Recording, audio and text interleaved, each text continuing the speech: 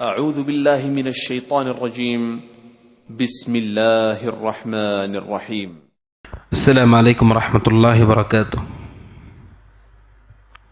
الحمد للہ رب العالمین صلی اللہ وسلم وبارک علی عبدہ ورسولہ محمد وعلى آلہ وصحبہ اجمعین وعلى من تبعهم بإحسان الى یوم الدین. اما بعد. معزز حاضرین، الحمدللہ ہم رمضان کے آخری عشرے میں موجود ہیں.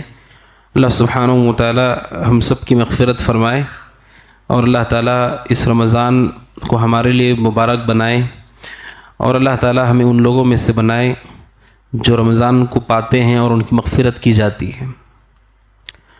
آج کی گفتگو باذن اللہ تعالی ایک اہم موضوع سے متعلق ہے اور وہ موضوع ہے شریعت مطہرہ میں بہت اہمیت کا حامل موضوع ہے. وہ ہے بیوی شوہر کے آپس میں حقوق. سب سے پہلے ہم یہ جان لیں کہ پوری کی پوری شریعت یہ حقوق ہی ہے. جو دین ہے، دین اسلام، یہ حقوق ہے. اللہ کا حق اور اس کے بندوں کا حق. دو طرح کے حق ہمارے اوپر واجب ہوتے ہیں. جتنی تفصیلات آپ سنتے ہیں، نماز، روزہ، زکوٰۃ، حج، تلاوت، اذکار، یہ سب اللہ کے حق ہیں. اور جو آپ سنتے ہیں ماں باپ کی اطاعت، اولاد کے ساتھ حسن سلوک، رشتہ داروں کے ساتھ صلہ رحمی، دوستوں کے ساتھ حسن سلوک، دعوت اللہ، یہ سب کے سب کا تعلق اللہ کے بندوں سے ہے. تو اسلام دین شریعت دو حقوق کا نام ہے، اللہ کا حق اور اس کے بندوں کا حق. اور سارے حق ایک جیسے نہیں ہیں، حقوق میں فرق ہے. شریعت نے ہم سب کو تعلیم دی کہ ہم جس طرح اللہ کے حق کا خیال کرتے ہیں اسی طرح مخلوق کے حق کا بھی ہم خیال کریں. ہمارے ذمے مخلوقات کے حق بھی ہیں. دونوں حقوق کو ایک ساتھ آدمی لے کر چلتا ہے، وہ اصل کامیابی ہے. بلکہ اللہ سبحانہ و تعالیٰ نے اپنے حقوق میں بھی بندوں کے حقوق کو کیسے شامل کیا ہے. اب دیکھیے، ارکان اسلام میں سے ایک رکن ہے زکوٰۃ. اللہ سبحانہ و تعالیٰ کو راضی کرنا ہے تو آپ کو زکوٰۃ دینی ہے. زکوٰۃ کس کو دینا ہے؟ زکوٰۃ نکالتا ہے آدمی فقراء اور مساکین کو دیتا ہے. کوئی بہت بوڑھا آدمی ہے جو روزہ نہیں رکھ سکتا ہے، اسے کیسے کفارہ ادا کرنا ہے، کیسے اللہ کو راضی کرنا ہے، اسے بھی مسکین کو کھانا کھلانا ہے. آپ سوچئے، اللہ کے حق میں کمی ہو رہی ہے لیکن بھرپائی ہو رہی ہے اللہ کے بندے کے حق کو ادا کر کے، اس کے ساتھ حسن سلوک کر کے. تو اللہ سبحانہ و تعالیٰ کے یہاں یہ حقوق بہت عظیم ہیں. اسی لیے وہ مشہور حدیث، صحیح مسلم کی حدیث، کہ نبی صلی اللہ علیہ وسلم نے فرمایا اتدرون ما المفلس؟ آپ نے کہا تم جانتے ہو مفلس کون ہے؟ صحابہ نے کہا اللہ کے نبی، مفلس وہ ہے جس کے پاس دینار نہ ہو، درہم نہ ہو، پیسے نہ ہو، وہ مفلس ہے. آپ نے کہا مفلس وہ نہیں ہے. آپ نے کہا مفلس وہ ہے جو کل قیامت کے دن نماز، روزہ اور زکوٰۃ، اعمال صالحہ لے کر آئے گا، لیکن اس حال میں وہ آئے گا کہ اس نے کسی کو گالی دی ہوگی، کسی پہ تہمت لگائی ہوگی، کسی کا قتل کیا ہوگا، کسی کا ناحق مال کھایا ہوگا. وہ سارے کے سارے مظلوم اللہ کے سامنے مطالبہ کریں گے اپنے حق کا. چونکہ قیامت کے دن کوئی پیسہ، کوئی دینار، درہم کچھ نہیں ہے، وہاں حساب ہوتا ہے تو صرف نیکی اور گناہ سے. تو اللہ تعالیٰ ان مظلوموں کے درمیان اس شخص کے نیکیوں کو تقسیم کر دے گا اور ایک ایک کر کے اس کے نیکیوں کو تقسیم کر دیا جائے گا. ایسے لوگ بھی ہوں گے جن کی ساری نیکیاں ختم ہو جائیں گی لیکن مطالبہ کرنے والے باقی رہیں گے. اللہ تعالیٰ ان کے گناہوں کو اٹھا کر اس نیک آدمی پہ ڈال دے گا جو لوگوں کے حق کو ادا نہیں کیا، اللہ کے حق کو ادا کیا تھا، اور اسے جہنم میں پھینک دیا جائے گا. علماء کہتے ہیں اس حدیث پہ آپ غور کریں، ایک آدمی نماز، روزہ، زکوٰۃ سب لے کر گیا اللہ کے پاس، لیکن بندوں کے حق کو اس نے ادا نہیں کیا، تو اس کے ساتھ یہ سلوک ہوگا کہ اس کی ساری نیکیاں بندوں میں ہی تقسیم ہو جائیں گی.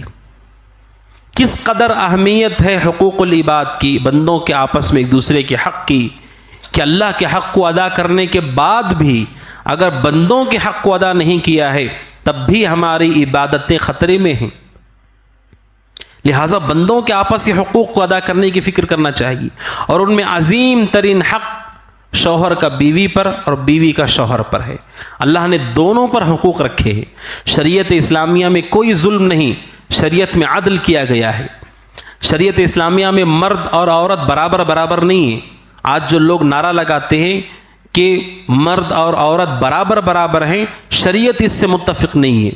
شریعت کہتی ہے کہ مرد اور عورت برابر برابر نہیں ہیں، بلکہ مرد بھی آپس میں برابر برابر نہیں ہوتے، طاقتور کمزور کی طرح نہیں ہے، بوڑھا جوان کی طرح نہیں ہے، بچہ بوڑھے کی طرح نہیں ہے۔ کیسے برابر ہو سکتے ہیں؟ ایک جنس کے لوگ بھی برابر نہیں ہو سکتے آپس میں، تو مرد عورت کیسے برابر ہو سکتے ہیں؟ دونوں کی جسمانی ساخت الگ، ذہنیت الگ، بناوٹ الگ، حقوق اور ذمہ داریاں الگ۔ شریعت کہتی ہے عورت اور مرد میں کوئی برابری نہیں، بلکہ شریعت کہتی ہے کہ مرد اور عورت دونوں کے ساتھ عدل و انصاف ہے، کہ دونوں کے ساتھ انصاف کیا جائے گا، عدل کیا جائے گا۔ دونوں کے حقوق ہیں، اگرچہ کہ الگ الگ اور مختلف ہیں، لیکن اللہ نے دونوں پر حقوق عائد کیے ہیں۔ چاہے مرد ہو، مرد کے اپنے حقوق ہیں، عورت ہے، عورت کے اپنے حقوق ہیں، دونوں کے حقوق اللہ سبحانہ و تعالیٰ نے واجب کیے ہیں۔ لہٰذا عورت کو بحیثیت بیوی اسے دیکھنا ہوگا کہ وہ کیسے اپنے شوہر کے حقوق کو ادا کرے گی، اور شوہر کو یہ دیکھنا ہوگا کہ بحیثیت شوہر وہ کیسے اپنی بیوی کے حقوق کو ادا کرے گا۔ سب سے پہلے ہماری گفتگو پہلی شق پر ہوگی کہ بیوی پر شوہر کے کیا حقوق ہیں، اس لیے کہ جب حقوق کی بات آتی ہے، جس کا حق ہے اسے تو خوشی ہوتی ہے کہ میرے حق کی بات ہو رہی ہے، لیکن جن کی ذمہ داری ہو رہی ہے وہ سن کر پریشان ہو جاتے ہیں۔ اس لیے آپ جان لیں کہ مرد پر بھی حقوق ہیں، عورت پر بھی حقوق ہیں۔ عورتیں یہ سن کر یہ نہ سمجھیں کہ ہمارے اوپر ہی ذمہ داری ہے، مردوں پر بھی ذمہ داری ہے، ان پر بھی گفتگو ہوگی۔ جب ماں باپ کی فضیلت بیان کی جاتی ہے تو سارے ماں باپ خوش ہو جاتے ہیں، بچوں پہ پریشانی ہوتی ہے، لیکن جب بچوں کی ذمہ داریوں پہ بات ہوتی ہے تو پھر ماں باپ کو پریشانی ہوتی ہے، کیونکہ انہوں نے کمی کی ہے اس میں۔ تو ہر آدمی جہاں اس کی کمی ہوتی ہے وہاں اسے پریشانی ہوتی ہے۔ مومن کو یہ خیال کرنا چاہیے کہ طاقت بھر وہ ہر ایک کے حق کو ادا کرنے کی کوشش کرے۔ سب سے پہلے گفتگو بیوی پر شوہر کے کیا حقوق ہیں۔ آپ جانتے ہیں نکاح ایک ایسا طریقہ ہے کہ جس میں مرد اور عورت کے درمیان ایک عقد کے ساتھ دونوں کے درمیان نکاح کیا جاتا ہے، اور اللہ سبحانہ و تعالیٰ نے اس میں بڑی برکت رکھی ہے۔ اسی لیے یہ نبی صلی اللہ علیہ وسلم کی بھی سنت ہے، اور آپ سے پہلے رسولوں کی بھی سنت ہے۔ اللہ سبحانہ و تعالیٰ کہتا ہے ہم نے آپ سے پہلے رسولوں کو بھیجا، وَجَعَلْنَا لَهُمْ أَزْوَاجًا وَذُرِّيَّةً، رسولوں کے بھی بیویاں تھیں اور ان کے بھی بچے تھے، اور نبی صلی اللہ علیہ وسلم آپ نے بھی نکاح کیا، آپ کی بھی بیویاں ہیں، آپ کی بیویاں تھیں اور آپ کے بھی بچے تھے۔ اللہ نے آپ کو 7 اولاد عطا کی تھی، اگرچہ کہ آپ کی زندگی میں سارے ہی فوت ہو گئے سوائے حضرت فاطمہ کے، وہ بھی آپ کی وفات کے 6 مہینے کے بعد رخصت ہو گئیں۔ تو اللہ کے نبی نے بھی نکاح کیا، آپ سے پہلے رسولوں نے بھی نکاح کیا، انہیں بھی اولاد تھی، اور اللہ کے نبی علیہ السلام کو بھی اولاد دی گئی۔ نکاح یا انبیاء کی سنت ہے، اس سنت پہ ہم عمل کرتے ہیں اور عمل کرنا چاہیے، اور نوجوانوں کو ترغیب دی گئی۔ اللہ کے نبی علیہ السلام نے فرمایا اے نوجوانوں کی جماعت، تم میں سے جو نکاح کی طاقت رکھتا ہے اسے چاہیے کہ وہ نکاح کر لے۔ نکاح کرنے سے کیا ہوگا؟ فَإِنَّهُ أَغَضُّ لِلْبَصَرِ وَأَحْسَنُ لِلْفَرْجِ، کہ اس کے نگاہ کی حفاظت ہوگی اور اس کے جذبات کو بھی تسکین ہوگی، اسے بھی راحت ہوگی۔ اللہ کے نبی نے نوجوانوں کو اس کی ترغیب دی ہے۔ ترغیب کے ساتھ ذمہ داریاں بھی ہیں، مرد پر بھی ہیں، عورتوں پر بھی ہیں۔ عورت پہ جب بات ہوتی ہے اس کا تعلق صرف اور صرف خواتین سے ہرگز نہیں ہے۔ جب میں یہ بتا رہا ہوں کہ خواتین کے اوپر کیا حق ہے اپنے شوہروں کے، اس کا تعلق صرف خواتین سے نہیں، مردوں سے بھی ہے، اس لیے کہ اللہ سبحانہ و تعالیٰ نے ہمیں اولاد جیسی نعمت دی، ان میں بیٹی بھی ہوتی ہے، لہٰذا باپ ان کی تربیت کرے، بچپن ہی سے ان حقوق سے انہیں واقف کرائے، اس پر ان کی پرورش کرے، تاکہ آگے چل کر وہ نیک اور صالح بیوی بن سکے جو اپنے شوہر کے حق کو ادا کرنے والی ہے۔ اس لیے شریعت مطہرہ جب حقوق بتاتی ہے کہ کہ بیوی کے اوپر کیا حق ہیں شوہر کے، اس کا تعلق صرف خواتین سے نہیں مردوں سے بھی ہے کہ اسے علم میں رکھ کر اپنی بچیوں کی تربیت ایسے ہی کریں، اپنی بہنوں کی تربیت ایسے ہی کریں، اپنے خاندان اور قبیلے میں خواتین کی تربیت اس پر کریں تاکہ وہ ان کے حق کی ادائیگی وہ کر سکے۔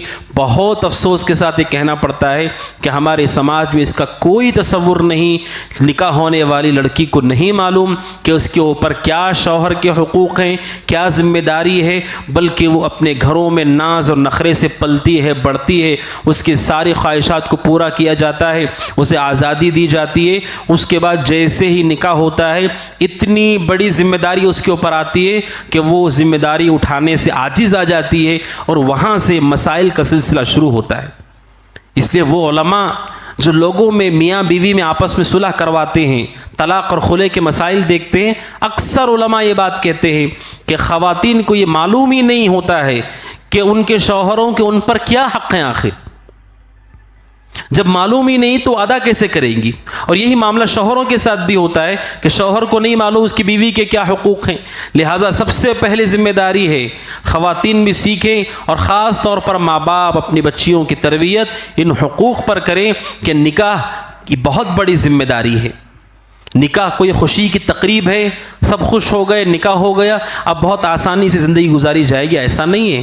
علماء کہتے ہیں نکاح میں آسانی اور راحت ہے اور بہت بڑی ذمہ داری ہے، شوہر پر بھی اور بیوی پر بھی، دونوں کو محنت کرنی ہوگی، شوہر کو محنت کرنی ہوگی، بیوی کو بھی محنت کرنی ہوگی۔ اگر شوہر صرف محنت کرتا ہے، کماتا ہے اور بیوی کو کچھ اندازہ ہی نہیں کہ کیا حق ہے اس کے اوپر، تو آپس میں رشتے ضائع ہوتے ہیں اور آپ دیکھتے ہیں کہ سماج میں کس قدر تباہی اور بگاڑ آتا ہے۔ اور خاص طور پر ایسے دور میں جب سوشل میڈیا کا دور ہے اور باہر کی جو طاقتیں ہیں وہ لوگوں کی ذہن سازی کر رہی ہیں، خاص طور پر خواتین کی آزادی کے نام پر کہ وہ آزاد ہیں، کسی کی پابند نہیں ہے۔ آزادی کے نام پر ان کی ذہنی پرورش ایسی ہوتی ہے کہ وہ خدمت، اطاعت، حقوق سے دور دور سے ان کا کوئی تعلق نہیں، بلکہ وہ یہ چاہتی ہیں کہ نکاح کے بعد ان کی حیثیت ایک حاکم اور بادشاہ کی حیثیت ہو، کہ اس کی اطاعت کی جائے گی، اس کی فرما برداری کی جائے گی۔ نتیجہ یہ ہے کہ یہ ممکن نہیں کہ کوئی مرد جو حقیقت میں قیوم ہے، حقیقت میں غیرت مند ہے، کبھی ایسا نہیں ہو سکتا ہے کہ شوہر بھی حاکم ہو اور اس کی بیوی بھی حاکمہ ہو۔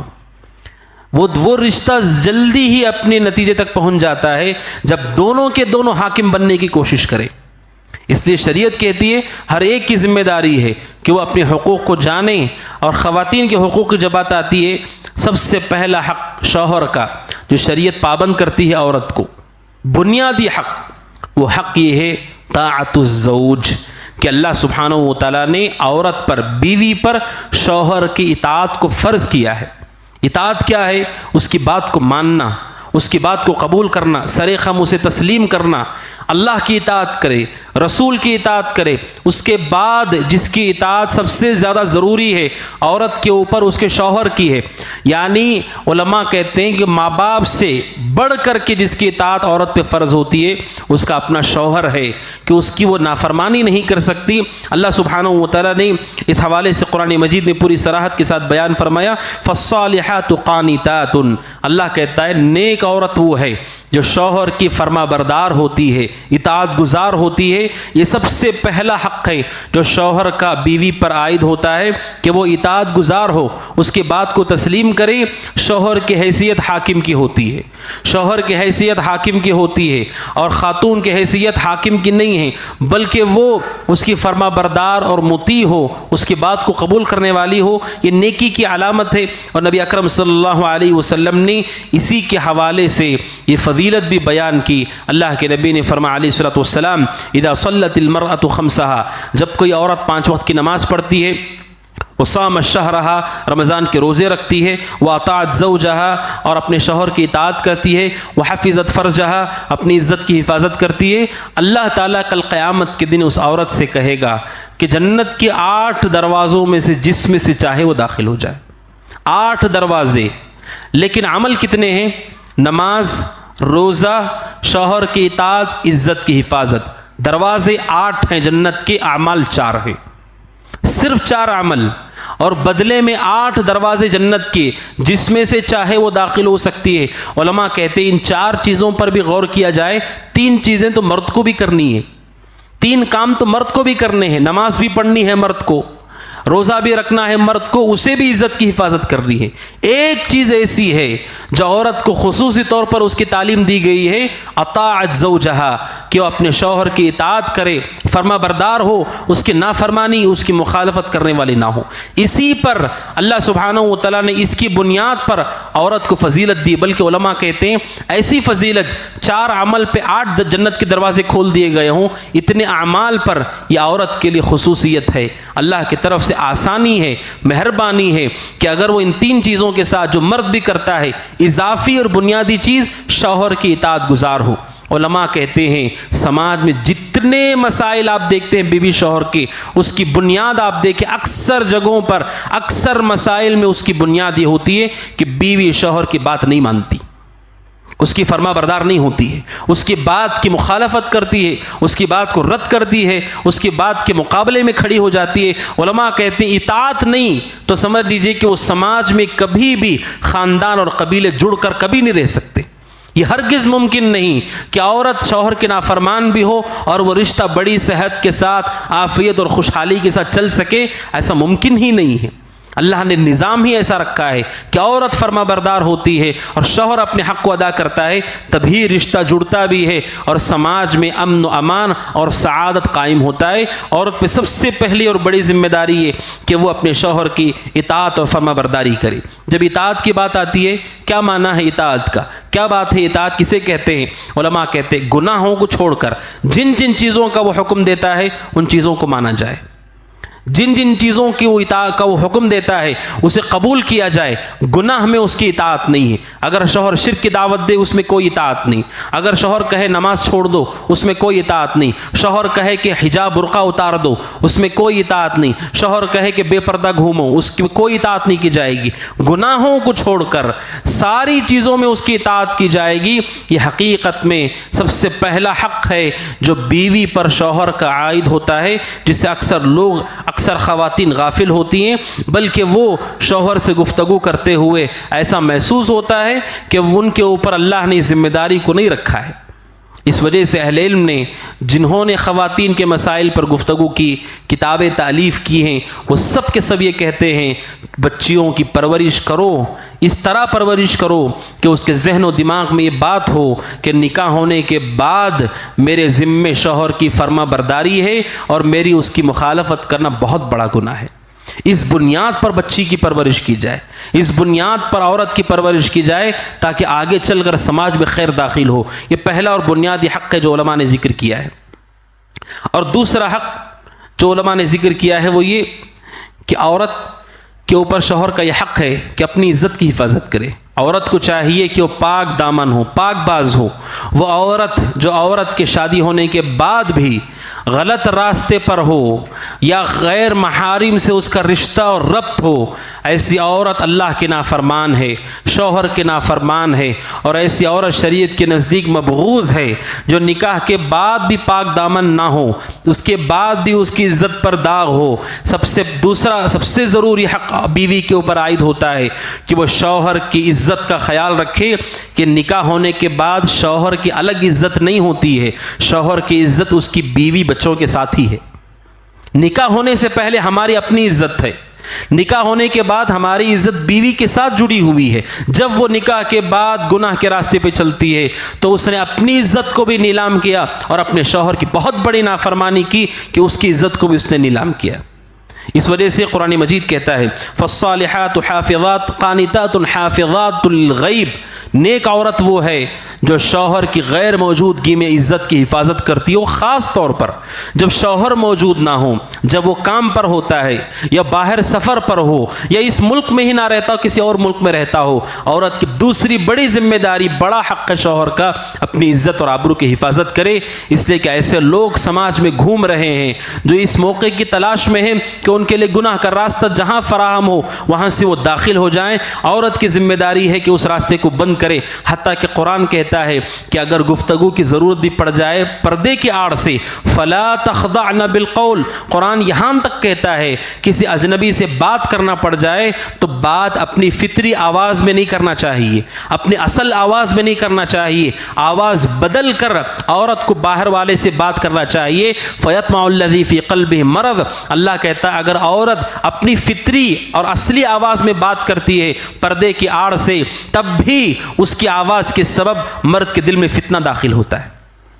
یہاں تک عزت کی حفاظت ہے، جسم کی حفاظت کہ آواز بھی فطری نہ ہو، اس لیے کہ اس کے ذریعے سے اس کی عزت پہ داغ آ سکتا ہے۔ شریعت نے ایسی تعلیمات دی ہیں کہ خاتون اپنے شوہر کے ساتھ اس کا اہتمام کرے کہ وہ اپنی عزت و آبرو کا خاص خیال رکھے۔ جب عزت و آبرو کی بات آتی ہے، شوہر کا حق یہ ہے کہ خاتون کسی اجنبی مرد سے متعلق نہ ہو، کسی اجنبی مرد سے گفتگو کرنا، اسے ہنسی مذاق کرنا اور ایسی چیزوں کو کرنا جس سے شوہر ناپسند کر رہا ہے، یہ ناجائز ہے۔ اسی کے ضمن میں علماء نے کہا وہ عورت جو عورت کے سوشل میڈیا پلیٹ فارم پر ہوتی ہے اور باقاعدہ سوشل میڈیا پلیٹ فارم پر رہ کر غیر مردوں سے بات کرتی ہے، چیٹنگ کرتی ہے، ایسی عورت بھی اپنی عزت کی حفاظت کرنے والی نہیں بلکہ اپنی عزت کو نیلام کرنے والی ہے۔ عورت کے لیے جائز نہیں ہے کہ وہ اپنا سوشل میڈیا پر اکاؤنٹ بنا کر غیر محارم سے گفتگو کرے، ان سے بات چیت کرے، اور وہ شوہر بھی غیرت مند شوہر نہیں ہے کہ اپنی بیوی کو اس طرح سے کرتا ہوا دیکھے اور اسے نہ روکے۔ یہ جائز نہیں ہے، اپنی عزت کی حفاظت کرے۔ یہ کیسے شریعت میں اجازت ہو سکتی ہے کہ کوئی عورت اپنے گھر میں بیٹھی ہوئی ہو اور گھر میں بیٹھ کر غیر محارم سے بات کر رہی ہو، جب گھر کے اندر تھوڑی دیر کی گفتگو بھی جائز نہیں ہے، غیر محارم سے ہنسی مذاق کرتے ہوئے بے پردگی کے ساتھ، تو اطمینان سے لیٹے ہوئے بیٹھے ہوئے دنیا بھر کے لوگوں سے بات کر رہی ہے، کیسے جائز ہو سکتا ہے؟ لہٰذا بچیوں کی تربیت کرتے ہوئے اس کا بھی خیال رکھو کہ سوشل میڈیا کے فتنے سے انہیں دور رکھو۔ بچپن ہی سے بچیوں کی فوٹو، بچپن ہی سے بچیوں کی فوٹو لینا اور اسے سوشل میڈیا پہ نشر کرنا اور اس کی تصویر نکال کر اس کی ایسی عادت ہو جاتی ہے کہ وہ موبائل دیکھنے کے ساتھ ہی تیار کھڑی ہو جاتی ہے، اسے معلوم ہے کہ میری تصویر لی جائے گی۔ ایسے بچی کی پرورش کر کے جب وہ بڑی ہوگی، کیا تب جا کر وہ ہماری بات مانے گی؟ کیا تب وہ جا کر کے سوشل میڈیا کی فتنے سے اپنے آپ کو بچائے گی؟ بچیوں کی پرورش پردے پر ہونا چاہیے، حیا پر ہونا چاہیے۔ موبائل دیکھ کے وہ جرت کے ساتھ آ کر اپنے بالوں کو کھول کر نہ کھڑی ہو جائے، بلکہ موبائل دیکھ کر اپنے چہرے کو چھپانے والی ہو۔ ایسے بچیوں کی تربیت کرنا چاہیے، تب جا کر بعد میں جب انہیں پتہ چلے گا سوشل میڈیا فتنہ ہے تب وہ دور رہیں گی۔ تب تک تو بہت دیر ہو جاتی ہے جب ان کی تربیت اس چیز پر نہیں کی جاتی۔ علماء نے اس مسئلے کی بھی تنبیہ کی ہے کہ سوشل میڈیا کی اس فتنے سے بھی اپنے آپ کو بچانے کی ضرورت ہے۔ اور تیسرا حق شوہر کا بیوی کے اوپر یہ کہ عورت اپنے شوہر کے احسان کو قبول کرے۔ اس کا شوہر کا اس پر احسان ہے، اس کے شوہر کے اس کے اوپر اکرام ہے، اس کا احساس عورت کے پاس ہونا چاہیے کہ شوہر کا حق بہت عظیم ہے اور اس کی کوشش بہت زیادہ ہے۔ کہ آپ نہیں دیکھتے کہ شوہر اپنی بیوی کی خاطر، اپنی بچوں کی خاطر باہر دھوپ میں، بارش میں، ٹھنڈ میں، سفر میں، حضر میں نیند کو قربان کرتا ہے، بیماری کا بھی خیال نہیں کرتا، اس قدر وہ محنت کرتا ہے۔ اس کے ذہن و گمان میں یہ ہوتا ہے کہ میں اپنی بیوی کی ضرورتوں کو پورا کروں، بچوں کی ضرورتوں کو پورا کروں۔ اس سے بڑا احسان کیا ہو سکتا ہے؟ کوئی آدمی پانی پلا دے، اس کا بھی ہم احسان یاد رکھتے ہیں۔ کوئی 150 روپے دے دے، وقت ضرورت آدمی اسے بھی یاد رکھتا ہے۔ اس شوہر کا احسان کیا کم ہے جو اس کے لیے محنت کرتا ہے، کماتا ہے؟ بلکہ سبحان اللہ کتنے ایسے شوہر ہیں رزق حلال کے سفر میں نکلتے ہیں، تلاش کرنے کے لیے نکلتے ہیں، بس اوقات وہ زندہ گھروں کو واپس بھی نہیں لوٹتے، وہیں پر ان کا انتقال بھی ہو جاتا ہے۔ اس سے بڑا کیا احسان ہو سکتا ہے کہ شوہر بیوی کو اپنے گھر میں رکھ کر اس کی روزی روٹی کے انتظام کے لیے، اس کے لباس کے انتظام کے لیے، اس کے ضروریات زندگی کے انتظام کے لیے باہر جاتا ہے، نیند کو قربان کرتا ہے، تھکتا ہے، پریشان ہوتا ہے۔ تجارت آسان نہیں، کام کرنا آسان نہیں، لوگوں کی باتیں بھی سننی پڑتی ہیں، تھکنا بھی پڑتا ہے، پریشان ہونا پڑتا ہے، جھمیلوں میں آدمی پھنستا ہے، یہ سب کچھ وہ برداشت کرتا ہے اپنی بیوی کے لیے۔ علماء کہتے ہیں سب سے بڑا احسان عورت کے اوپر اس کے شوہر کا ہوتا ہے۔ اس کا احسان، اس احساس کے ساتھ بیوی کو شوہر کے ساتھ ہونا چاہیے۔ علماء کہتے ہیں وہ عورت جو اپنے شوہر کی محنت کی قدردان نہیں، وہ اچھی عورت کبھی نہیں ہو سکتی، کہ شوہر دن بھر محنت کر کے گھر لوٹتا ہو اور وہ عورت اسے ایک عام ایسے آدمی کی طرح دیکھتی ہو جیسے دیگر لوگ بھی ہوں. وہ عورت کبھی نیک عورت نہیں ہو سکتی ہے. نیک عورت وہ ہے جو اپنے شوہر کے احسان کو مانتی ہو, اسے معلوم ہو کہ یہ جو محنت کر رہا ہے میرے لیے, بچوں کے لیے کر رہا ہے, گھر کے لیے کر رہا ہے, اس کی قدردانی کرنے والی ہو, اس کا شعور ہمارے دل کے اندر ہو. علماء کہتے ہیں تیسرا حق شوہر کا جو بیوی کے اوپر عائد ہوتا ہے, کیوں یہ کیوں حق ہے؟ علماء کہتے ہیں عورت کے پاس اگر شوہر کی محنت کی قدر اور عزت نہ ہو, وہ رشتے بھی بہت دیر تک مضبوطی سے نہیں چلتے ہیں. جب شوہر دیکھتا ہے اتنی سب کچھ محنت کرنے کے بعد, کوشش کرنے کے بعد بھی بیوی کی طرف سے وہ احترام نہیں, بیوی کی طرف سے قدردانی نہیں, علماء کہتے ہیں آدمی اس وہیں سے اپنے رشتے کو اپنی بیوی سے کمزور کر لیتا ہے. اور وہ شوہر جن کی بیویاں ان کی ہمت افزائی کرتی ہے اور خیر کے کام میں تعاون کرتے ہوئے احساس کرتی ہے کہ اس نے میرے لیے بہت محنت کی ہے, بہت کوشش کی ہے, ایسی خاتون اپنے شوہر کو مضبوط کرتی ہے اور اپنے شوہر کی دعا کی حقدار بنتی ہے, اور وہ نیک اور صالح عورت ہے. اسی لیے دیکھیے بخاری کی حدیث, اللہ کے نبی صلی اللہ علیہ وسلم پر جب سب سے پہلے وحی اتری, اللہ کے نبی صلی اللہ علیہ وسلم پریشان ہو کر گھر لوٹتے ہیں. سب سے پہلا کام حضرت خدیجہ نے کیا کیا؟ جب آپ نے کہا مجھے زملونی زملونی, مجھے کمبل اڑاؤ, حضرت خدیجہ نے فوراً کمبل اڑا دیا اور پہچان گئی کہ آپ بہت پریشانی میں ہیں, تکلیف میں ہیں.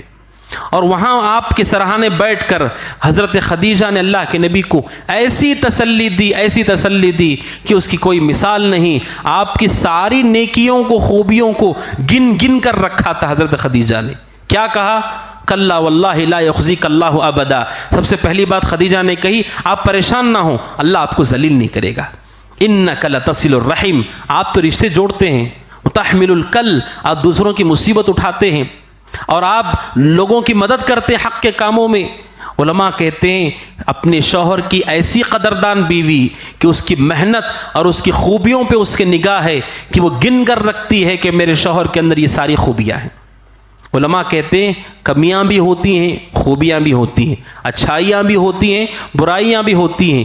بیوی نیک وہ ہوتی ہے جو اچھائیوں کو چن کر اپنے پاس رکھتی ہے اور ان کی بنیادوں پر شوہر کی قدردان ہوتی ہے, اس کی ہمت افزائی کرنے والی ہوتی ہے. یہ حقیقت میں نیک عورت کی صفت ہے. علماء کہتے ہیں جب تک خدیجہ زندہ تھی آپ نے دوسرا نکاح نہیں کیا, آپ نے دوسرا نکاح نہیں کیا. اس کے بعد جب فوت ہو گئی آپ نے کئی نکاح کیے, متعدد نکاح کیے. علماء کہتے ہیں حضرت خدیجہ آپ کے لیے کافی تھی, جب تک وہ زندہ تھی آپ کے لیے وہ کافی ہو گئی. اللہ کے نبی نے دوسرا نکاح نہیں کیا. تو خاتون کے اوپر حق ہے کہ وہ شوہر کی قدردان ہو. اور چوتھا حق ہے جو خاتون کے اوپر شوہر کا عائد ہوتا ہے کہ وہ شوہر سے محبت کرنے والی ہو. شریعت میں حکم بھی دیا گیا آدمی نکاح کرنے سے پہلے ایک ایسی عورت کا انتخاب کرے جو ودود ہو, ولود ہو. ودود کیا ہے؟ جو چاہنے والی اور محبت کرنے والی ہو. ولود وہ ہے جس کے ذریعے سے اللہ زیادہ اولاد عطا کرے. شوہر کا حق ہے بیوی کے اوپر کہ شوہر سے محبت کرنے والی ہو. نکاح ہی اصل محبت کرنے کی چیز ہے. نکاح کے ذریعے سے اللہ تبارک و تعالیٰ نے ہمارے لیے حرام چیز کو بھی حلال کر دیا. اگر نکاح نہ ہو وہ اجنبی ہم اجنبی, نہ ملنا جائز نہ بات کرنا جائز. نکاح کے ذریعے سے اللہ نے ہمارے لیے اسے حلال کر دیا. اب اس کے بعد ذمہ داری, شوہر کی بھی ذمہ داری ہے اپنی بیوی سے محبت کرے. بیوی کی ذمہ داری ہے اپنے شوہر سے محبت کرے. نبی صلی اللہ علیہ وسلم فرماتے ہیں وَنِسَاؤُكُم مِّنْ أَهْلِ الْجَنَّةِ, آپ نے کہا جنتی عورت وہ ہے الودود العود علی زوجها, آپ نے کہا وہ عورت جو اپنے شوہر سے محبت کرتی ہو, اسے نفع پہنچانے کی کوشش کرتی ہو. اور آپ نے کہا التی اذا غضب, جب شوہر ناراض ہوتا ہے وہ آتی ہے اس کے پاس اور اپنے ہاتھ کو اس کے ہاتھ میں رکھتی ہے اور کہتی ہے لا اذوق غمضہ حتی ترضى, وہ کہتی ہے جب تک آپ راضی نہیں ہوں گے میں نہیں سوؤں گی. علماء کہتے ہیں محبت کی مثال اللہ کے نبی نے اس حدیث میں دی کہ بیوی ایسی ہونا چاہیے کہ بیوی شوہر میں جب اختلاف ہوتا ہے, چونکہ عورت کے اندر مرد کے اندر سختی زیادہ پائی جاتی ہے عورت کے مقابلے میں, اور مرد عورت کے مقابلے میں زیادہ ضد کرنے والا ہوتا ہے. خاتون نیک وہ ہے جو اس موقع پر شوہر کو سنبھالنے والی ہو, مسئلے کو طول دینے والی نہ ہو, بلکہ اختلاف ہونے کے بعد وہ اپنے شوہر جب وہ دیکھے کہ ناراض ہے اپنے ہاتھ کو اس کے ہاتھ میں دیکھ کر کہے کہ جب تک آپ نہیں راضی ہوتے میں آرام نہیں کروں گی. یہ بیوی ہے جو حقیقت میں نیک ہے. اللہ سبحانہ و تعالیٰ جو متزوجین ہیں، شادی شدہ ہے، اللہ سبحانہ و تعالیٰ ان حدیث پہ عمل کرنے کی توفیق عطا فرمائے۔ اور اللہ کے نبی صلی اللہ علیہ وسلم سے ایک سوال بھی کیا گیا، سنن نسائی کی روایت میں اللہ کے نبی سے پوچھا گیا، اللہ کے نبی ای النساء خیر، اللہ کے نبی سب سے اچھی عورت کون ہے؟ اس لیے کہ عورتوں میں الگ الگ خوبیاں ہوتی ہیں، نیک عورت کون ہے، اچھی عورت کون ہے؟ اللہ کے نبی نے فرمایا التی تسرہ اذا نظر، آپ نے کہا نیک بیوی وہ ہے جب شوہر اسے دیکھتا ہے تو اسے وہ خوش کرتی ہے، شوہر جب اس کی طرف نگاہ اٹھاتا ہے وہ اسے خوش کرتی ہے، وتطیعہ اذا امر، جب وہ حکم دیتا ہے لپک کر اس پر عمل کرتی ہے، ولا تخالف فی نفسها ومالها بما یکرہ، اور وہ کسی بھی فیصلے میں شوہر کی مخالفت پہ نہیں اترتی۔ آپ نے کہا یہ سب سے بہترین عورت ہے۔ اس لیے علماء کہتے ہیں عورت کے اوپر حق ہے شوہر کا اس سے محبت کرے، اگر وہ اس سے محبت نہیں کرتی پھر دنیا میں کون ہے اس کا حقدار؟ کہ سب سے زیادہ قریبی رشتہ بھی اسی سے، سب سے بڑا احسان بھی اسی کا، سب سے زیادہ کوشش بھی اس کے لیے اسی کی ہوتی ہے، اگر وہ حقدار نہیں محبت کا پھر کون حقدار ہے؟ اس لیے علماء نے یہ بات بھی ذکر کی ہے کہ خواتین کو اس مزاج سے بچنے کی ضرورت ہے جو مزاج آج عام ہے۔ وہ مزاج کیا ہے کہ خاتون شادی سے پہلے ہی، نکاح ہونے سے پہلے ہی اس کا رشتہ ماں باپ سے ٹھیک نہیں، بھائی بہنوں سے ٹھیک نہیں، رشتہ داروں سے ٹھیک نہیں، کسی سے ہنس کر کے گفتگو نہیں کرتی، لوگوں سے اچھے ڈھنگ سے ملاقات نہیں کرتی۔ علماء کہتے ایسی تربیت اگر بچی کی ہو جائے کہ وہ اپنے ماں باپ سے مسکرا کر بات نہیں کرتی ہے تو جب وہ نکاح ہو جائے گی، جب شوہر اسے دیکھے گا کیا اسے راضی کرے گی؟ جب اپنے ماں باپ کے ساتھ ہی اس کا رشتہ اور ربط وہ نہ ہو بلکہ وہ ماں باپ کی بات کو بوجھ سمجھ کر مصیبت سمجھ کے اسے دور بھاگتی ہے، کتراتی ہے، تو نکاح کے بعد جب شوہر دیکھے گا کیسے اسے راضی کرے گی؟ بچپن ہی سے بچی کی تربیت ایسی ہونی چاہیے کہ وہ لوگوں کے ساتھ بااخلاق ہو، خواتین کے ساتھ بااخلاق ہو، مسکرا کر دیکھنے کا ہنر آتا ہو۔ ہر آدمی اپنی زندگی میں پوری طرح پرسکون نہیں ہوتا ہے، پھر بھی یہ ہنر ہم سیکھتے ہیں، لوگوں سے ملتے ہوئے مسکرا کر ملو، اپنی پریشانیوں کو ضبط کرو اپنے سینے میں، چہرے پہ مسکراہٹ لا کر ملو۔ سب سے زیادہ اس کا حقدار شوہر ہے۔ اگر شوہر ہی سے مسکرا کر نہ ملے، محبت کے ساتھ نہ ملے تو پھر وہ نیک بیوی کیسے ہو سکتی ہے؟ علماء نے کہا شوہر کا حق ہے بیوی کے اوپر کہ وہ اپنے شوہر سے محبت کرنے والی ہو، اس کے جذبات کا خیال کرنے والی ہو۔ اور پانچواں حق جو شریعت نے بیوی کے اوپر رکھا ہے وہ حق یہ ہے کہ خاتون اپنے شوہر کی خدمت کرے۔ خدمت اور اطاعت میں فرق ہے۔ اطاعت یہ ہے کہ وہ کسی چیز کا حکم دے تو اس پہ عمل کرے، خدمت یہ ہے کہ شوہر کی ضرورت کا خیال رکھے، اس کے کھانے پینے کا، اس کے لباس کا، اس کے سفر اور حضر کا، اس کی بیماری اور صحت کا، شوہر اپنی بیوی اپنے شوہر کے صحت کا، ان سارے امور کا خیال رکھ کر اس کی خدمت کرے۔ یہی وہ خوبی ہے عورت کے اندر۔ علماء کہتے ہیں اس خوبی کے ساتھ سب سے زیادہ رشتہ گہرا اور مضبوط اور محبت کی بنیاد پر قائم ہوتا ہے۔ جب خاتون شوہر کی فرما بردار ہونے کے ساتھ خدمت بھی خوب کرتی ہے، اللہ سبحانہ و تعالیٰ اس میں بہت برکت دیتا ہے۔ اسی لیے صحابیات کا یہ وصف بتایا گیا احادیث میں، شوہر کی بڑی خدمت گزار ہوتی تھی۔ بخاری کی حدیث ہے، حضرت اسماء بنت ابو بکر ان کا نکاح ہوا تھا حضرت زبیر سے، زبیر ابن عوام سے ان کا نکاح ہوا۔ جب نکاح ہوا ان کے پاس کوئی مال نہیں تھا، ان کے پاس کچھ نہیں تھا، جانور تھا۔ حضرت اسماء کہتی ہیں کہ میں اپنے گھر سے ثلث فرسخ یعنی تقریباً 4 کلومیٹر دور جاتی تھی اور وہاں کھجوروں کو چن کر لاتی تھی، اپنے سر پر ڈھو کر لاتی تھی اور کھجوروں سے بیج نکالتی تھی، کوٹ کر کے جانور کو کھلاتی تھی، اتنی دور سے پانی لا کر جانور کو پانی پلاتی تھی۔ حضرت اسماء کہتی ایک مرتبہ میں اپنے اوپر کھجور ڈھو کر کے لا رہی تھی، اچانک اللہ کے نبی صحابہ کے ساتھ وہاں سے گزرنے لگے۔ آپ نے حضرت اسماء کو اس حالت میں دیکھ لیا، آپ کو ان کے اوپر شفقت آ گئی کہ خاتون ایسی خدمت گزار شوہر کی، شوہر اللہ کے راستے میں جہاد پہ مصروف ہے، اور اس کے پاس کوئی خادم غلام نہیں جو یہ سارے کام کر سکے، 4 کلومیٹر دور جا کر وہاں سے کھجور چن کر اپنے سر پر ڈھو کر لانا، اس سے بیج نکال کر اسے کچلنا، حتیٰ کہ وہ کہتی ہیں پانی بھرنے کا جو پیالہ چمڑے کا ہوتا ہے وہ خود میں بناتی تھی، ان کے پاس مال نہیں تھا، وہ خود بنایا کرتی تھی۔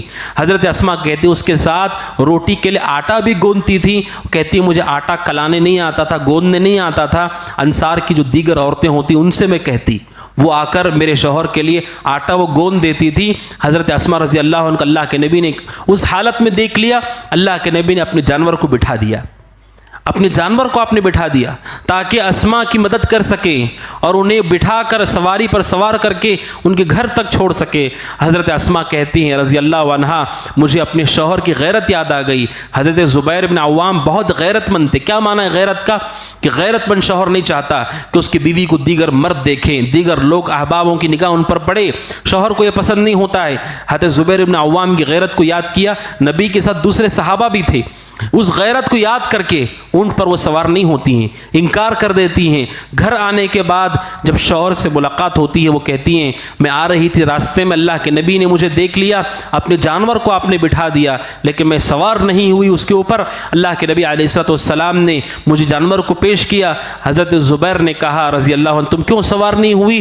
انہوں نے کہا میں تمہاری غیرت کو یاد کرنے لگی کہ تمہیں یہ پسند نہیں آئے گا۔ حضرت زبیر نے کہا مجھے اس سے زیادہ غیرت اس بات پر آئی کہ جانور پر بیٹھنا تو دور کی بات ہے، تم اس حالت میں کھجوروں کو اٹھا کر سر پر لا رہی تھی، وہ سوچ کر مجھے زیادہ غیرت آ گئی کہ اس حالت میں اللہ کے نبی نے دیکھ لیا۔ لیکن آپ سوچئے کہ خاتون کیسی فرما بردار اور کیسی خدمت گزار ہے کہ شوہر مصروف ہے لیکن اس کی ذمہ داری کو پوری طرح ادا کر رہی ہے، حتیٰ کہ وہ جو اس کے لیے بظاہر مشکل بھی ہے اسے بھی وہ ادا کر رہی ہے۔ علماء کہتے ہیں یہ نیک عورت کا وصف ہے کہ شوہر کی خدمت گزار ہے۔ اس وجہ سے آپ جانتے ہیں کہ شوہر اس کی ذمہ بھی خدمت ہے بیوی کی، کس طرح سے کما کر وہ خرچ کرتا ہے، باہر جا کر وہ بھی تھکتا ہے، باہر جا کر وہ بھی محنت کرتا ہے۔ اسی طرح عورت کو اندر رہ کر محنت کرنے کی ضرورت ہے کہ وہ بھی شوہر کے حوالے سے فکر مند ہو، اس کی ضرورتوں کا پورا خیال کرے۔ دنیا کی سب سے افضل عورت جنتی خاتون کی سردار حضرت فاطمہ رضی اللہ عنہا کے بارے میں ہے، وہ چکی پیس پیس کر ان کے ہاتھوں میں چھالے پڑ گئے تھے اور وہ حضرت عائشہ کے پاس آتی ہے، اللہ کے نبی موجود نہیں تھی اور آ کر کہتی ہیں مجھے غلام کی ضرورت ہے اور میری یہ حالت ہے۔ اللہ کے نبی علیہ السلام کو پتہ چلتا ہے، آپ ان کے گھر تشریف لے جاتے ہیں اور آپ نے گھر جا کر حضرت فاطمہ کو سونے سے پہلے کہا کہ 33 مرتبہ سبحان اللہ الحمدللہ۔ اللہ کے نبی علیہ السلام نے تعلیم دی کہ ان اذکار کا اہتمام کرو جو ہم روزانہ نماز کے بعد پڑھتے ہیں۔ اللہ کے نبی نے فرمایا علیہ السلام اگر تم اس کا اہتمام کرتی ہو یہ تمہارے لیے غلام سے بھی بہتر ہے۔ علماء کہتے ہیں نبی اکرم صلی اللہ علیہ وسلم نے اپنی بیٹی فاطمہ سے یہ نہیں کہا کہ تم کیوں اتنا محنت کرتی ہو، کیوں اتنا خدمت کرتی ہو کہ تمہارے ہاتھوں میں چھالے پڑ گئے۔ آپ نے خاموشی اختیار کی، یعنی نبی اکرم صلی اللہ علیہ وسلم نے بھی ان کے عمل کو سراہا۔ اور یہ نیک عورت کی خوبی ہوتی ہے کہ وہ شوہر کی خدمت گزار اور فرما بردار ہوتی ہے۔ خدمت کے حوالے سے بھی علماء کہتے ہیں پہلے سے تربیت کا ہونا ضروری ہے۔ نکاح سے پہلے وہ جو گھر میں بچی ہے، لڑکی ہے، وہ کوئی کام نہیں کرتی اور کوئی کام کی ذمہ داری بھی اس کے اوپر نہیں ہے اور وہ کچھ کرنا بھی نہیں چاہتی ہے۔ اب نکاح کے بعد سیدھے گھر کی ذمہ داری جب اس پر آتی ہے، شوہر کی خدمت کی ذمہ داری آتی ہے، وہ کیسے خدمت کرے گی اس کی؟ اس لیے ماں باپ کو چاہیے کہ بچی کی تربیت کرتے ہوئے خیال کریں کہ جس طرح بچی کے ساتھ آپ حسن سلوک کرتے ہیں اور آپ چاہتے ہیں کہ اسے کوئی پریشانی نہ ہو، اس لیے آپ اسے کوئی تکلیف ہونے نہیں دیتے۔ علماء کہتے ہیں اگر آپ نے یہ چیزیں انہیں نہیں سکھائیں تو بعد کی زندگی میں انہیں یقیناً تکلیف ہوگی۔ ابھی آپ ان کا خیال کرتے ہوئے کوئی کام نہیں دینا چاہتے، کوئی مشکل نہیں دینا چاہتے، لیکن جب وہ نکاح ہونے کے بعد اپنے سسرال جاتی ہے واقعتاً انہیں پریشانی ہوتی ہے۔ اس پریشانی کا حل یہ ہے ابھی رہتے ہوئے خاتون بچی اس کی تربیت ایسی کی جائے کہ اس کے پاس کام کرنے کا حوصلہ ہو، جذبہ ہو، ہمت ہو، شوق ہو، لگن ہو، تب جا کر نکاح کے بعد اپنی ذمہ داری کو پورا کر سکتی ہے۔ اور یہی ضرورت بھی ہے۔ علماء کہتے ہیں کتنے مسائل ایسے ہوتے ہیں کہ جس میں بیوی کا مسئلہ یہ ہے کہ وہ اطاعت اس کی بات تو سنتی ہے لیکن خدمت کرنے کے لیے تیار نہیں، اس کے لیے کسی قسم کی خدمت کے لیے تیار نہیں، چاہے جائے کہ وہ گھر والوں کی خدمت کرے، ساس سسر کی خدمت کرے، وہ شوہر کی خدمت کے لیے ہی راضی نہیں، کیونکہ اس کی تربیت اس پر نہیں کی گئی۔ جبکہ شوہر کا حق ہے بیوی پر کہ وہ اپنے شوہر کی خدمت گزار ہو، اس کی خدمت کرنے والی۔ ہاں علماء نے یہ بات بھی کہی ہے کہ عورت کے اوپر مرد کو چاہیے کہ بہت زیادہ بوجھ نہ ڈالے، اس لیے کہ اللہ سبحانہ و تعالیٰ نے ہمارے ذمے انہیں رکھا ہے۔ کوئی آدمی ان کے ساتھ قیدیوں کی طرح سلوک نہ کرے۔ بسا اوقات وہ بیمار ہو جاتی ہے، بسا اوقات وہ کمزور ہوتی ہے، بسا اوقات وہ تھک جاتی ہے، ان کی مدد کرے، ان کا تعاون کرے۔ یہ نیک شوہر کی صفت ہے جب شوہر کے حقوق کے بیان آئے گا اس میں بات واضح ہوگی۔ حضرت عائشہ سے پوچھا گیا اللہ کے نبی علیہ السلام گھر میں کیا کرتے تھے؟ اللہ کے نبی تھے علیہ السلام، آپ گھر میں کیا کرتے تھے؟ حضرت عائشہ کہتی کان یکون فی محنت اہل، اللہ کے نبی گھر کے کام میں ہاتھ بٹاتے تھے، اللہ کے نبی بکری کا دودھ دھویا کرتے تھے، اپنے کپڑے جہاں سے پھٹ جاتے اسے سلا کرتے تھے، اپنے جوتے کے تسمے کو درست کیا کرتے تھے، گھر کو صاف کیا کرتے تھے۔ اللہ کے نبی جو سب سے افضل نبی اور رسول ہیں، آپ کا یہ درجہ ہونے کے بعد بھی اللہ کے نبی علیہ السلام جب گھر میں ہوتے آپ گھر والی کا ہاتھ بٹاتے تھے، تعاون کرتے تھے۔ یہ نیک شوہر کی صفت ہے کہ وہ کرنے والی ہے۔ اس کا مطلب یہ نہیں ہے کہ وہ انسان بھی نہ سمجھا جائے اور اس پہ ایسی چیزوں کی ذمہ داری ڈال دی جائے اس کے پاس طاقت نہیں۔ بسا اوقات وہ بیمار ہے، بہت کمزور ہو گئی ہے، پریشان ہو گئی ہے، گھر میں کوئی حادثہ ہو گیا تب بھی آدمی چاہتا ہے کہ برابر اس کی خدمت وہ کرتی رہے، کوئی کمی بیشی نہ آئے اس کے اندر۔ یہ نیک شوہر کی صفات میں سے نہیں۔ اسے سمجھدار ہونا چاہیے کہ وہ دیکھے کہ عورت کی حالت کیا ہے۔ کس بسا اوقات خواتین مخصوص ایام سے گزرتی ہیں، بہت کمزور ہو جاتی ہیں، بہت کمزور ہو جاتی ہیں، ان دنوں تک ان کے پاس وہ طاقت نہیں ہوتی ہے جو عام دنوں میں ہوتی ہے۔ اگر شوہر اس کا بھی خیال نہیں کرتا نیک شوہر نہیں ہو سکتا ہے۔ نبی اکرم صلی اللہ علیہ وسلم گھر میں ہوتے اپنے گھر والیوں کا ہاتھ بٹایا کرتے تھے۔ علماء کہتے ہیں یہ بیوی کے اوپر حق ہے جو شوہر کا اس کے اوپر عائد ہوتا ہے کہ وہ اس کی خدمت کرے، اس کا خیال کرے۔ اسی کے ساتھ بیوی کے اوپر شوہر کا حق یہ بھی ہے کہ وہ شوہر کے درجے کا خیال کرتے ہوئے، اس کا احساس کرتے ہوئے اس کے ساتھ حسن سلوک کرے اور ان چیزوں کی ذمہ داری اس پر نہ ڈالے جس کی ذمہ داری اللہ نے اس پر نہیں ڈالی ہے۔ عورت کے ذمے شوہر کی اطاعت ہے، خدمت ہے، فرما برداری ہے۔ شوہر کو اپنا مطیع اور فرما بردار بنانا یہ عورت کی گناہوں میں سے گناہ ہے۔ آج ہمارے سماج میں یہ چیز مشہور ہے، جیسے نکاح ہوتا ہے، نکاح ہونے کے ساتھ ہی مسلسل کوشش ہوتی ہے خاتون کی، اور علماء کہتے ہیں اس میں بہت بڑا کردار اس کے والدین کا ہوتا ہے کہ مسلسل ان سے رابطے میں ہونے کے سبب اسے تربیت دی جاتی ہے کہ کیسے شوہر کو اس کا فرما بردار بنایا جائے۔ جان لیجئے کہ شوہر پر عورت کی کوئی اطاعت نہیں، اللہ نے عورت کی اطاعت شوہر پر نہیں رکھی ہے، بلکہ یہ قرآن مجید کی صریح آیت کے خلاف ہے۔ اللہ سبحانہ و تعالیٰ کہتا ہے الرجال قوامون علی النساء، کہ مرد قوام ہوتا ہے، ذمہ دار ہوتا ہے عورت کا۔ اگر وہ خود اپنی بیوی کی اطاعت کرتا ہو، فرما برداری کرتا ہو، اس نے صریح قرآن کی آیت کی مخالفت کی۔ اللہ نے شوہر کے ذمے کوئی اطاعت نہیں رکھی، اللہ نے شوہر کے ذمے اس کے حق کو ادا کرنا ہے۔ علماء کہتے ہیں جب عورت اس حق کو بھول جاتی ہے اور اپنے شوہر کو پابند کرتی ہے اپنی اطاعت کا، علماء کہتے ہیں وہاں سے اتنی بڑی مصیبتیں اور گناہ جنم لیتے ہیں۔ اگر وہ فرما بردار ہو جاتا ہے اپنی بیوی کا، سب سے پہلا حکم ہوتا ہے عورت کا کہ اپنے ماں باپ کو چھوڑ دے۔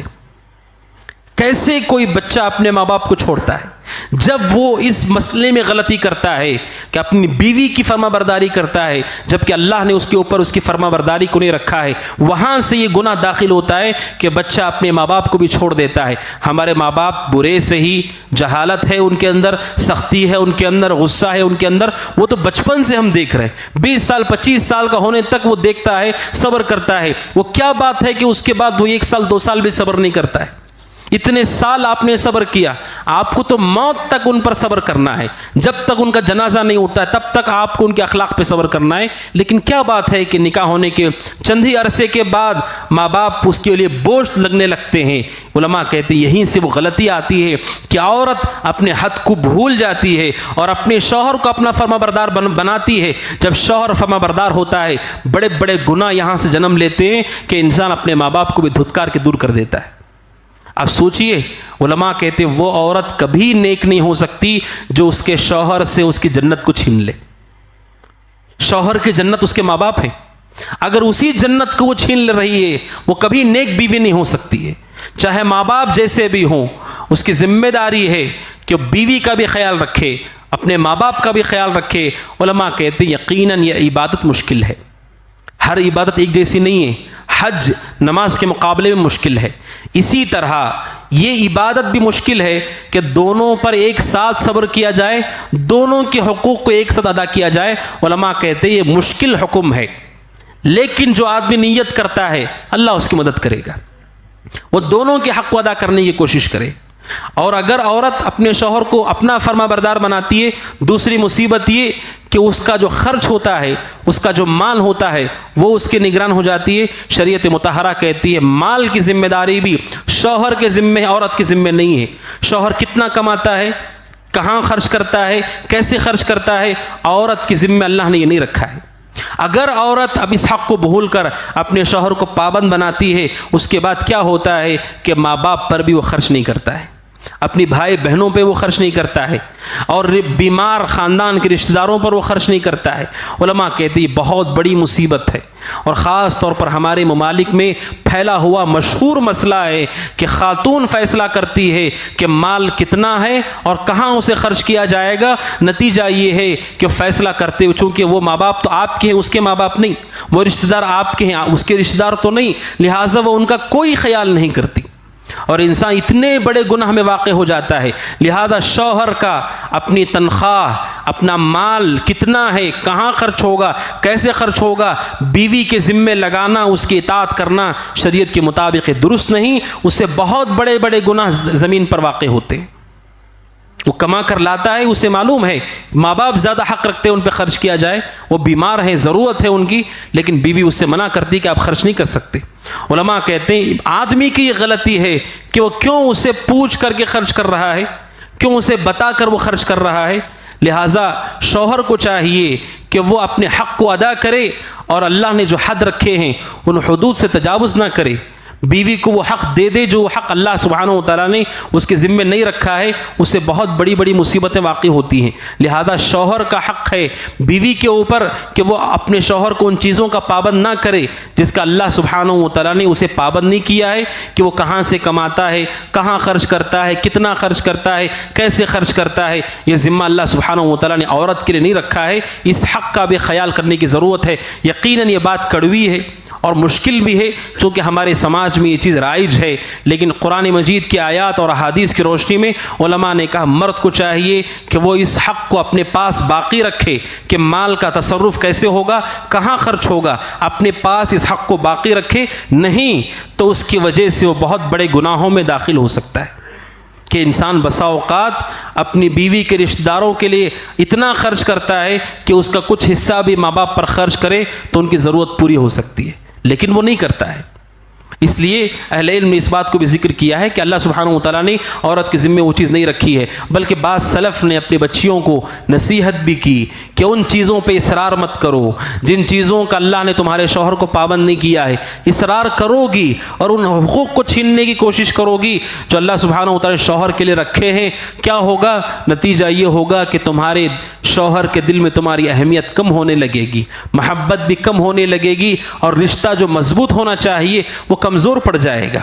لہٰذا اہل علم نے اس مسئلے کی بھی وضاحت کی ہے کہ اس کا خیال کیا جائے۔ اسی کے ساتھ اہل علم کہتے ہیں کہ بیوی کے ذمے شوہر کا یہ حق بھی ہے کہ بیوی اپنے شوہر کو تکلیف دینے سے بچے، اذیت پہنچانے سے بچے۔ یقیناً شوہر کے ذمے حسن سلوک ہے اپنی بیوی کے ساتھ، وہ خرچ کرے، اس کے اوپر خرچ کرے، اس کی ضرورتوں کو پورا کرے، اسے چھت فراہم کرے، اس کے مہر کو ادا کرے۔ اللہ سبحانہ و تعالیٰ نے اسے بہت بڑا گناہ قرار دیا کہ کوئی بیوی اپنے شوہر کو اذیت دے۔